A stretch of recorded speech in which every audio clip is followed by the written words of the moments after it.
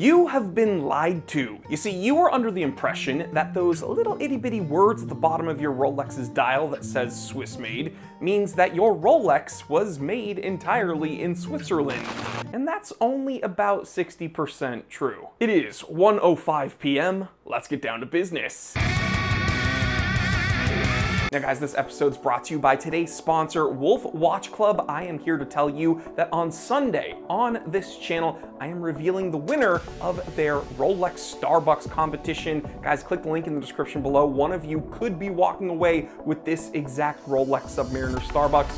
You don't want to miss out. So okay, you've entered the watch world, this terrible, soul-sucking, just addictive hobby. I've told you guys, don't start watch collecting if you haven't already. And you're trying to figure out which watches are best. But typically, when you see the signage that a product is made in a certain region or a certain country, you assume that that's where that product is from. And it's pretty logical, right? I mean, like you see on your watch's dial, Swiss made.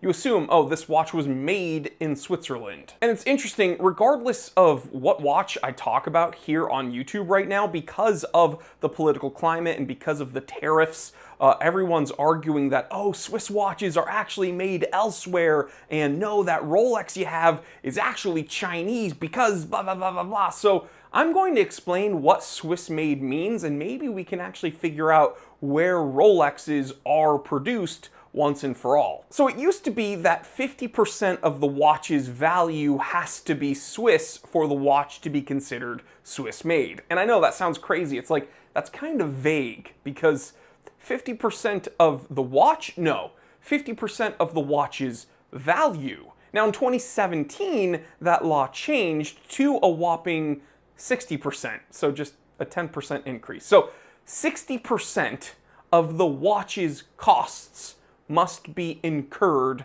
by Switzerland, okay? So it's not even 60% of the watch itself. Do you understand why people are confused by this? Now the plot thickens when you look at some of the other requirements for a watch to be considered Swiss made legally. The movement has to be Swiss. Now keep that in mind. It has to be cased in Switzerland. The quality control has to be done in Switzerland. And along with that quality control, the final inspection has to be done in Switzerland. But keep this in mind, okay, the movement has to be Swiss, but some of the components in the movement may or may not have to be Swiss. Screws, gaskets, pins, bracelet links, clasp components, crystals, lubricants, all of these things could be very much not Swiss. And yes, like from China. So again, I need to make it known that like, it's not the watch in totality that has to be 60% Swiss. Like it's not number of parts. It is the amount of cost incurred. So this brings us to the big question. Is Rolex and other very high-end watchmakers, are they actually Chinese even though they claim to be Swiss? Well, here's the thing. Rolex doesn't actually disclose a full component origin list of their watches, parts, and pieces, and neither does really any big box Swiss brand. So while it may very well be that Rolex exceeds, even to a high level, that 60% Swiss value rule, we don't necessarily know. Now, we do know, we've got to assume that they are legally Swiss made because, well, they've been operating as such for a very, very, very long time. So are they legally Swiss? Yes. Are they 100% Swiss made? Unfortunately, we don't know, and we probably never will. Now, is this unknown enough to claim that Rolex is actually Chinese? Also, no.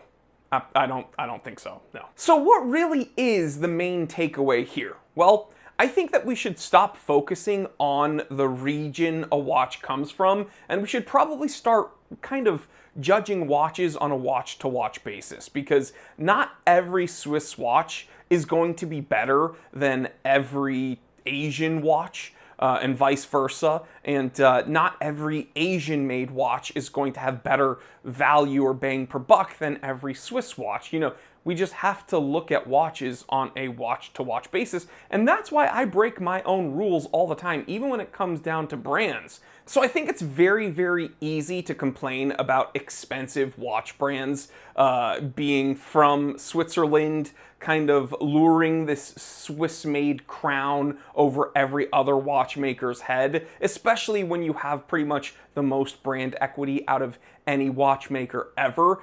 It's easy to throw rocks at the top, right? And I'm not even defending Rolex here. What I am saying, though, is Swiss made probably mostly, if not all, marketing? Absolutely.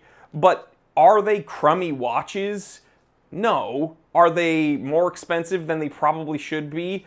Yes, but that's how they make money. That's like every business ever does that. We're just collectively mad at Rolex because they do it very well. So while Rolex may or may not be 100% Swiss in every component, part, piece, assembly, everything, I don't think it really matters, because at the end of the day, you should look at that watch and decide for yourself if it's good and if you want it. Now, if you do want a Rolex, probably one of the most sought after Rolexes available right now, then click the link in the description below and check out Wolf Watch Club. They are doing their weekly draw on this Rolex Submariner Starbucks. Again, you can't find these anywhere. You're gonna get waitlisted everywhere, and you're gonna be charged twice retail. It's insane.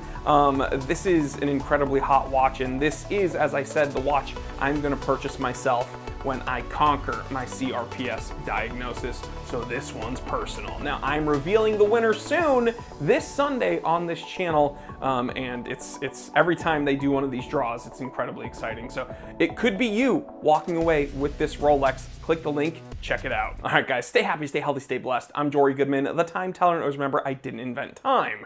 I just tell it.